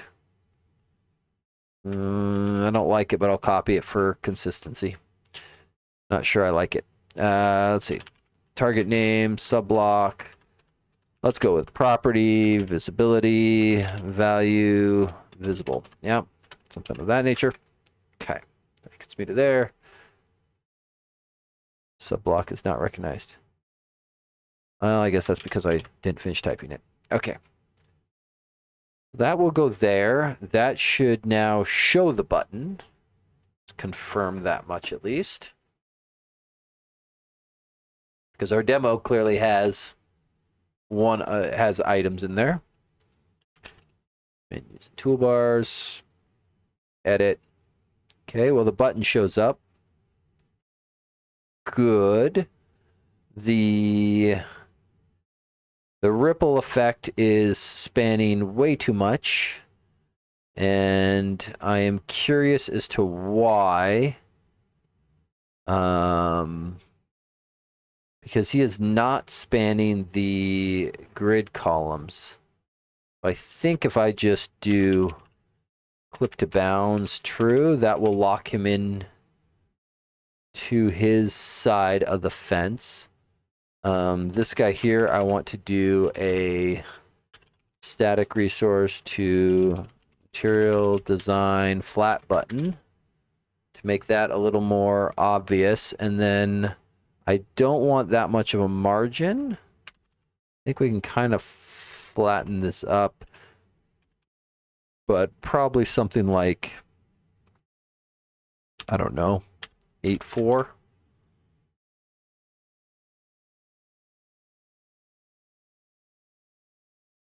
Let's hot reload, see if it'll take that. Nope, we're going to reload because I don't trust hot reload. Do not trust it.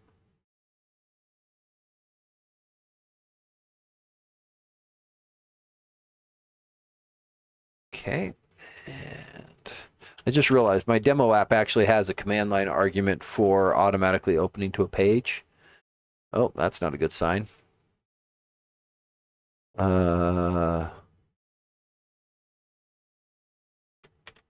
Cannot find resource. Oh, probably because it is... This guy here is locked in and probably doesn't come with it. So, resource dictionary. Let's bring this guy down here. Resource dictionary dot merge dictionaries. Resource dictionary source. And I want the buttons. That's a lot of colors. That's a lot of colors. That's a lot of colors. Oh, I passed it. Button. There. Be happy. There. Now you should have the button. I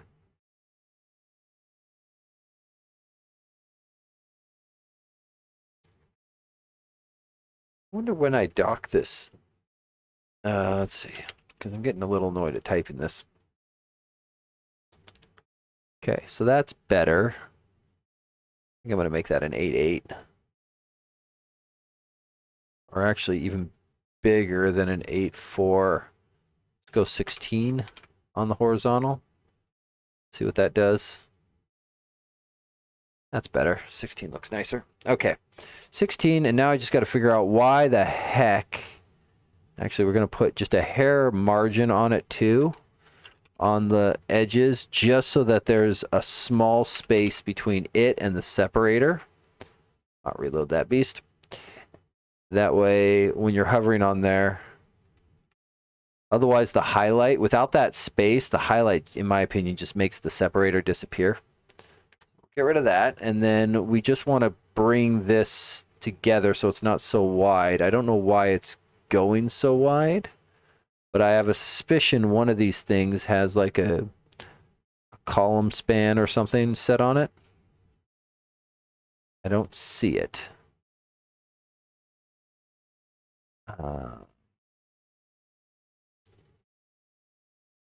Yeah, I do not see what is pushing it so far over.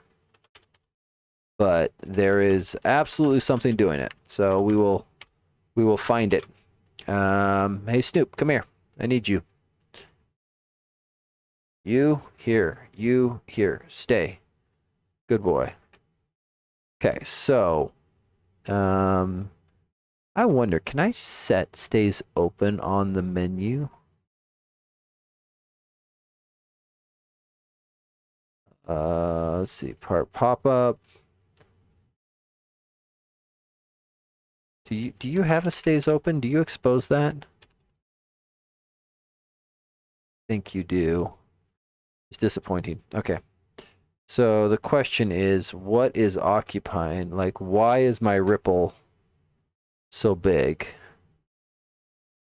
So that guy there is the grid. So it's not, so the highlight is not actually coming from the ripple itself. Okay, because my ripple's all the way down here. So my ripple is locked in. It's everything else above it that's actually adding. So let's look at width. That's probably the easiest way to do this. So for example, my ripple's only 127, 169. So what are you? Okay, you pick up the other stuff. That makes sense. Split menu item. You are locked in tight. So then why do you get wrapped up so many times over?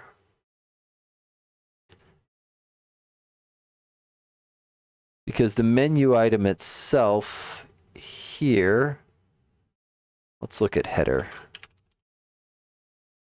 Oh, turn on regex, please.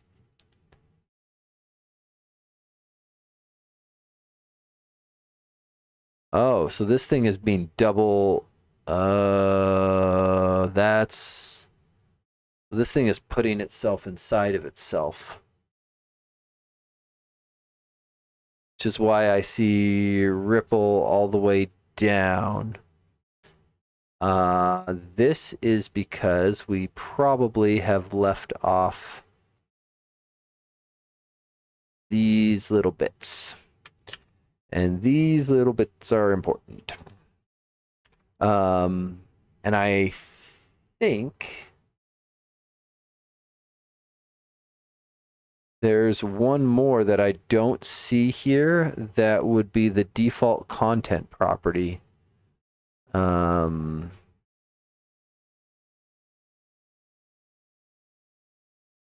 Because I expect there, with content-based controls, there is a way of defining where the content goes.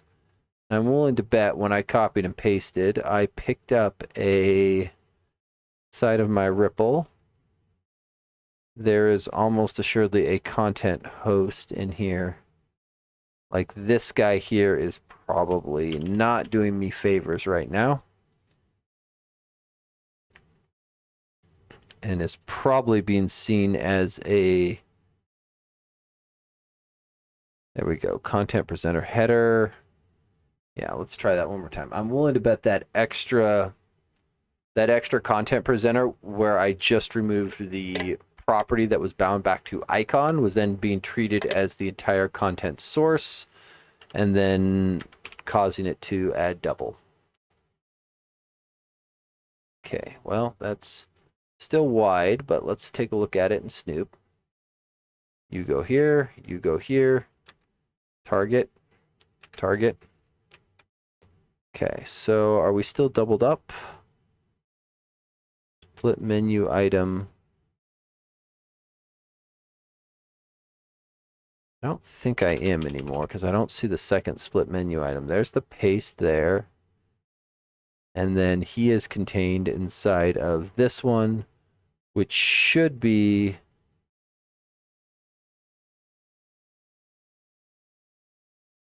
Why is this... Oh, I'm being wrapped in a menu item because I am in... Oh, that's interesting. That is interesting. Oh, okay. Theory. Gonna test theory real quick. Text block, text, foo. I am fairly confident that I know what's going on, and it has to do with the default behavior of items controls. So items controls, they tend to... They have a factory that produces their child items. This is where it's going to start to get hard. Yeah, yep, that is exactly what's going on. Okay, so if we go and look, right? So I just added a text block. So there's my text block, but you'll note something. It is deeply nested underneath this menu item here at number 33, right? And so the entire menu item template is being applied to that text block. And it is putting the text block as the content of the menu items control template. Great. The problem is it's doing the same thing to our split menu item. Because it is no longer a menu item type, the let me go grab the other control that we did. This is tree list view. This guy here, there is a method. Is item its own container override? Right? This one here is the key difference. This one determines whether the item is content that needs to be wrapped up into the correct item or whether it's already the item type. Because I'm willing to bet that menu item has an override for this, and it only cares if it is a menu item or a separator. Because it is neither a menu item nor a separator, it then wraps it up.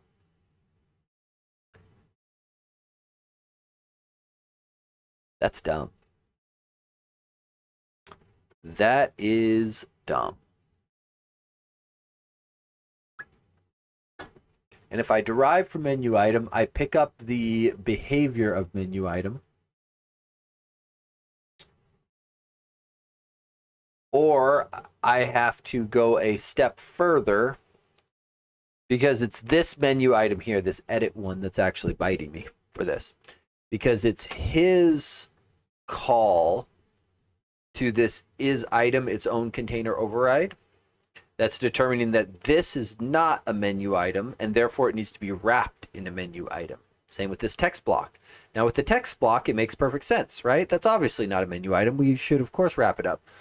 But it allows you to put arbitrary children inside of your menu items, and it will wrap them up and ship them as menu items for you. Great. But it is also what is making this thing now wrap up our split menu item inside of another menu item, despite the fact we're trying to make it look like a menu item.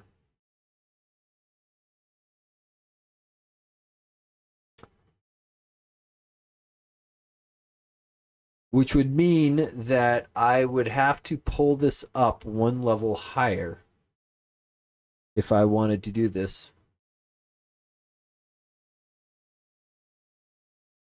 I would need something on this guy, and it would have to be a derived class because I would have to override that items control to allow my own sub items to tell it, no, don't worry about this. You don't need to wrap this up. That is obnoxious. I think this is probably the point where I go, the level of effort for this is probably more than I want to expend on it. Because that is the fundamental problem with this setup of why it is difficult in WPF, because the menu item control has behavior that we don't like, but WPF controls are lookless, meaning we can change the way they look all day long, but if we want to change how they act, we have to either derive from them or build our own or otherwise. And in this case, we're wanting something that is nested inside of a menu, which would mean we would need our own menu or our own menu items. It's very, very, very disappointing to me. I did not. Okay. Well, I did say at the beginning that I was worried that we would run into behavioral problems between these two. Because that is absolutely something that would pose us. And I think it sort of has. I'm trying to think if there is another way around this, and I don't know that there is. I don't know that there is. I think to make this work, we would end up having to create, like it would end up being something of this nature, right? This would have to move up to here. Yeah, I understand you're unhappy. Get it. You would have to move up, and then you would have to force the children to let it through without wrapping them up. And at that point, we are building our own items container, which is not too unlike what we ended up having to do over here. In fact, why do I have this dead code here? This is probably dumb. But this tree list view, again, if anybody wants to see the effort that goes into building your own effectively items control, this is in my opinion, beautiful example of doing so. It is but it is a nightmare. Actually, people are interested. I've mentioned it a couple of times. I think this is,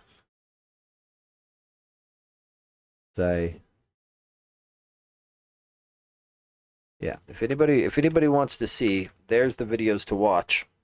And it's, we will say, non-trivial, especially to get everything right with accessibility and automations and all of that stuff. It is. But this tree list view, as far as I'm aware, is the only open source implementation of its kind. There's some paid WPF libraries that I think are doing similar, but I don't know. But this is actually based sort of on how the Test Explorer was working. I don't know if it's still the case, but at least back when I wrote it, this tree structure was actually a list view. WPF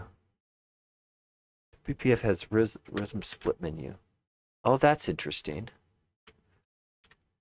I don't know that it's helpful, but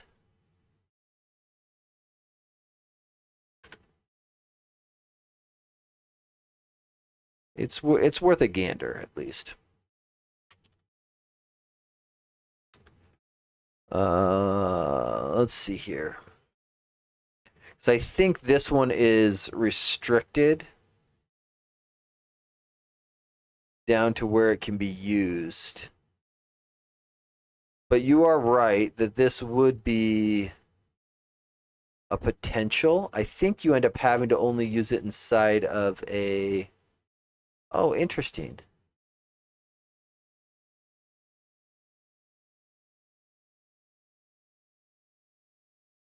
Let's try this. I thought it... I'm surprised to see that it drives from menu item at the base. That's what I'm... not helpful. Oh, thank you very much. Thank you, Hessen. I appreciate that. So let me dial this guy and undo that. Let's go back here, and we are going to just plug that guy in. Then we are, let's see, it looks like it's going to end up being ribbon. And then I just need that XAML namespace declaration. Put that guy in. Let's take a look at this.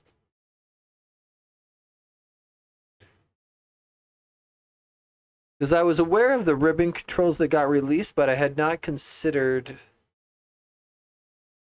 using it for menu stuff. So that's, let's see. Oh, I still have my style setter, which is obviously not going to work. Yeah. I get it. You're unhappy. I tried to apply a style to the wrong control. I get it. You're angry. You don't like me.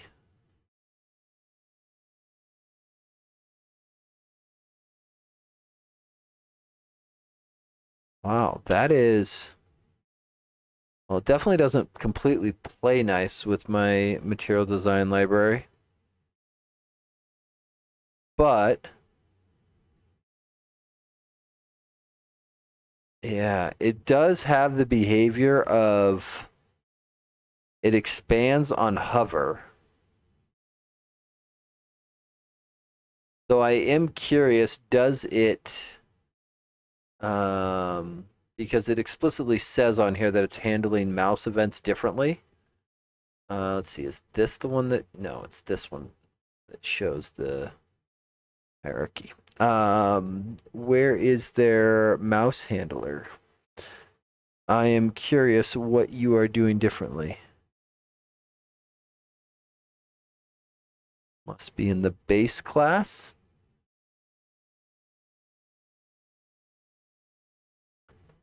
Let's see. And you must have mouse handles. Definitely have kit container. Let's see. Mouse enter was one of them. Can open submenu. Of course, internal.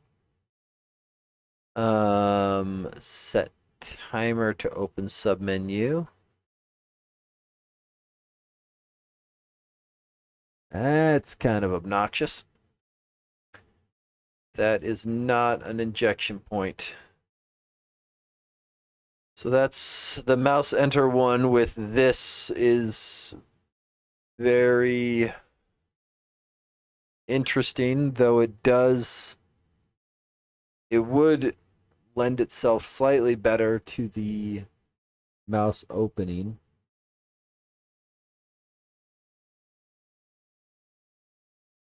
I don't know that does it solve my problem though. Because if I were to derive from it, I could override this method as well, and I could hijack it.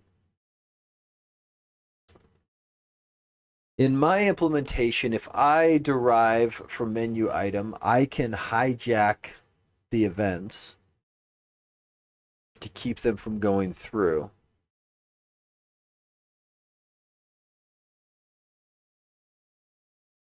It's just mildly problematic if I do. So maybe it's better. Maybe it's better to derive from menu item and deal with hijacking the events.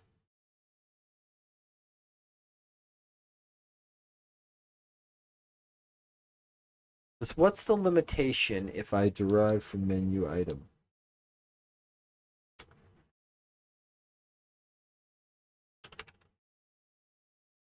Because if I do this and derive from menu item,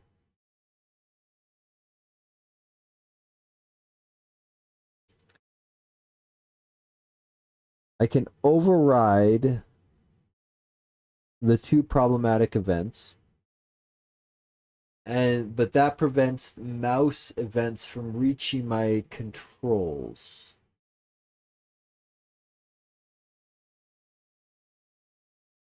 I could forward the events, bypassing myself.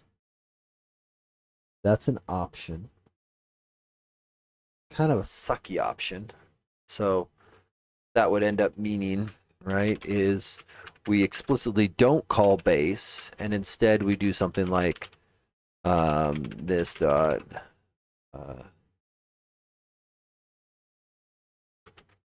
I think I'd probably end up doing header. And this is the weird part, is because you need the actual visual child.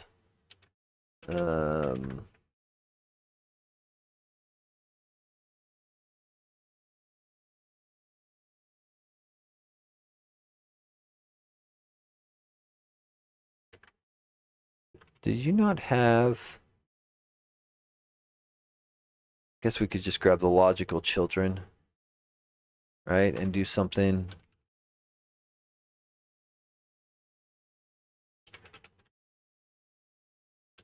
Right, because you end up doing something of this nature.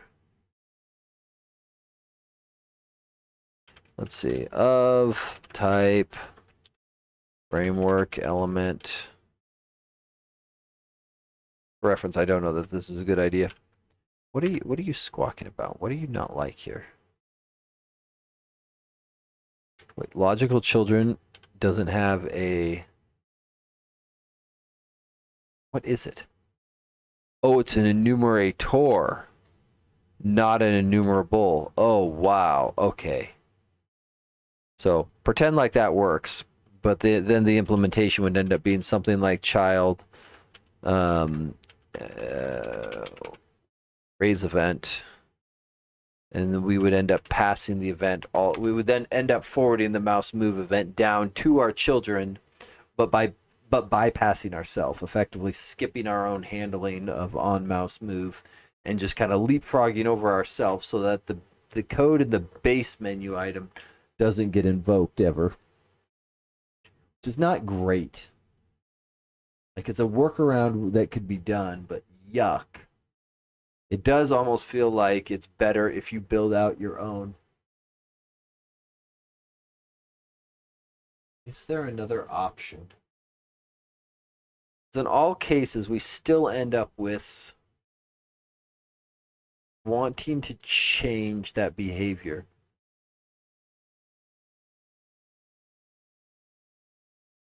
Man, it just feels like there's just need a hook.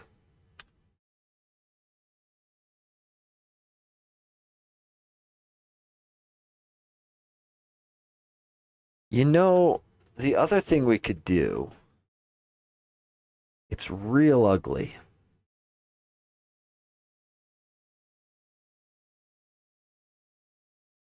It's real ugly. We could go after this Boolean field, right? I realize this is hidden from me and you're not supposed to touch it. However, we could touch it. Like there's nothing really stopping me from going after this. Because this guy here is just an enum. I could declare an enum. Can make it have the same members. And this is just a dependency property. And I think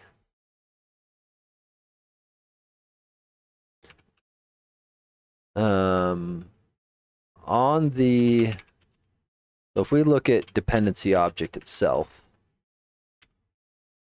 because this is what actually holds all of your dependency lists. So when you add dependency properties and set values, this is the guy who is the base class of all of your things that contain dependency objects, and he is what holds on to all of those dependency values. So where is get value, for example? Right? So get value entry, which is down here. So it goes up and pulls it out, grabs the dependency property, checks the type, and pulls it back out. We could always just reflect in and get a hold of that. Like we could reflect into menu item, get a hold of that dependency property. And once we've got access to that,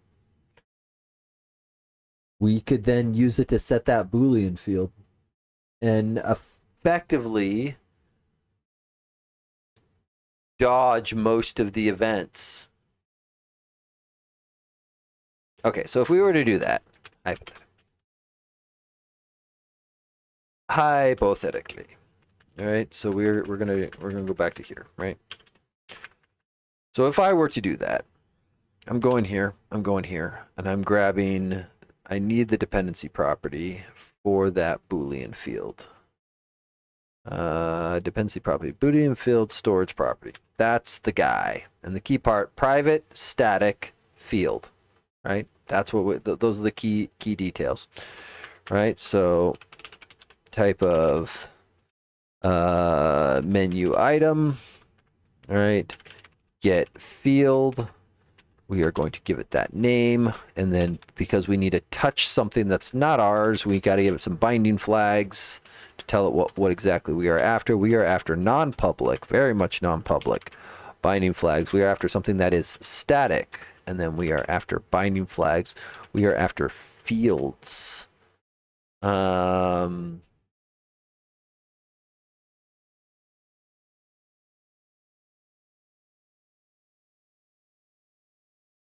Yeah, I think we go there.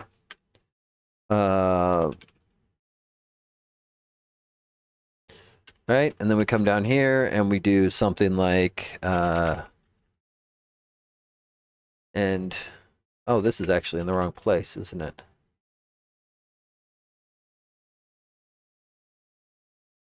Yep. This is supposed to be in the static constructor, not in the instance constructor. Oops. Oh well. Let's see. Field info, get value, and then is it it's not invoke, right? It is get value. Yeah. And then you pass null as your instance because we don't expect for statics there is no instance member to pass, so null is the correct value. Let's see, dependency property var prop, right? And so we grab it there, and then we do this maneuver. Actually, let's grab it here. We'll relaunch because I absolutely do not trust hot reload to handle switching from an instance to a static constructor. I am fairly confident that it constitutes a rude edit, as it is called. I go here. Oh, I am no longer using my control in the demo app, am I? I am not. So let's go here. Let's go put this guy back down to that. And then this guy becomes material design. All right, he goes of that nature.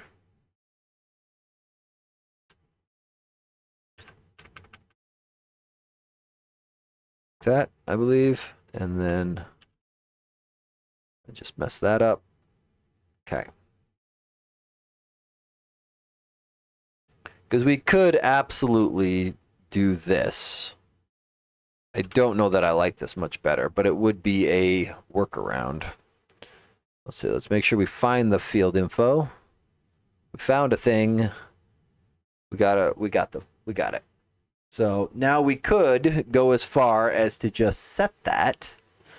Now that we've got a hold of it, because we can now call set value, passing this dependency property in.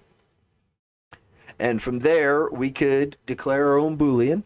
And because Booleans are just names over numeric values, as long as our values matched up, the names don't even need to line up. Because all we need to do is set a 4 in and a bitwise and it in. Right? Because they're... well, I guess I shouldn't say bitwise and. We need to set the... what's that? 1, 2, 4, third bit on, and then we could disable the behavior that way. Is that better? It's probably the cleanest option.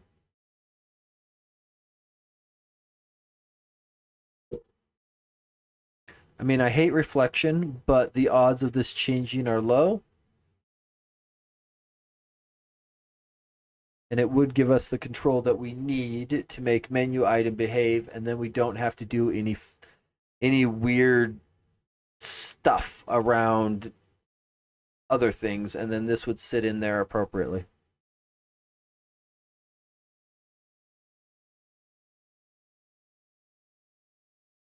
This might get closer. This might get closer. I might let Copilot chug on this tomorrow. This feels like something that might get us there. It is definitely an interesting use case. Okay. I think that might be where, as far as I push it, though. It might be as far as I push it. And then see what bites us next. The fear that I have with this is this gets us around potentially just the first hurdle. I don't know that there isn't other behavior inside of menu item that might be problematic for this. I don't know that. We just know that the initial mouse hover is problematic, and so this would get us around that if we set a 4 into that value. And then it would be, let's see what comes next and see if there's another hacky approach to doing this. Just feels wrong. Feels wrong.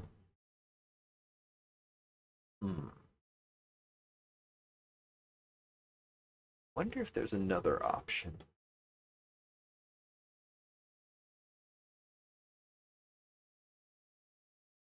I'm just getting very bad ideas about other alternatives that would involve abusing the type check. And I think I should probably just disregard those because those are probably very bad options to consider. So I think it's probably where I will put it for today. It was interesting. For anyone who didn't catch it, last week we did actually roll out a full release of the material design project. I've threatened this for a while, and I think I'm finally at the point where we now have the ability to kick releases quickly. So I think I'm going to start trying to kick a lot more, but smaller releases where we get 3 or 4 decent fixes in, and then we just send it. And we'll go from there. So I'm also tempted to abuse some of my Copilot stuff before the pricing change occurs June 1st. Just while it's still on the premium request model, I might try to knock out a handful of items from the backlog, because there's several in there. And this is actually an interesting problem, right? Is repositories have long put good first issue or similar labels on items. And those good first issues are often well documented, good spec items, usually tightly constrained to an individual area, the exact thing that is ripe for AI implementation, right? They are the easiest use cases. And part of me was like, I could go clear all of those on the repo. And then I went, should I? Because my fear is if I go and clear all of those with AI, I have now taken away the ability for newcomers to contribute to the repository and potentially learn and become better contributors. Now, the number of those people that has worked with, I think I can count on one hand. But even though there's a small number of them, the value they add is immense. Right? There's 2 people right now that are helping out on the repository, Nikolai and Corvins, which I'm sure people have seen their names pop up on pull requests and issues and whatnot, right? And they both got started. I don't know if they picked up a good first issue item first. I don't remember. But they started contributing and then started contributing more, and they've been absolutely awesome. And I worry that though AI might lower the bar for people contributing, anyone can send an AI agent at a well-documented issue. And I'm worried that it will cut down the number of people who actually want to dig in on the non-AI friendly issues on repos and help. And I'm hesitant to make that path hard. One of the principles that I've tried to keep on this repository is making it as easy as possible for people to contribute. And I think that like sometimes I will do things or reject changes just because I don't want to make the library hard for somebody to contribute. I want it to be easy for them to clone. Typically just an F5. We've got multi-targeting, and so they have to install multiple .NET versions, and that's just, I think you just have to accept it. But try to make it as easy as possible for somebody to contribute if they want to contribute back. And I think I don't want to break that. So yeah. So there's a handful of things, and I've definitely started using it for like even checking people's bug reports to say, you know, especially if somebody writes a nice, good bug report, I've definitely turned Copilot loose on it and said, hey, here's a bug report. Go write me a UI test that replicates it, right? Boom. Great. Perfect use of it. Because again, I'm not trying to learn anything. I just need the work done. And so when I'm not desiring any amount of learning, I will happily throw AI at a problem. But if I want to learn, I don't know, still hands on the keyboard. I don't want to feel like skills atrophy.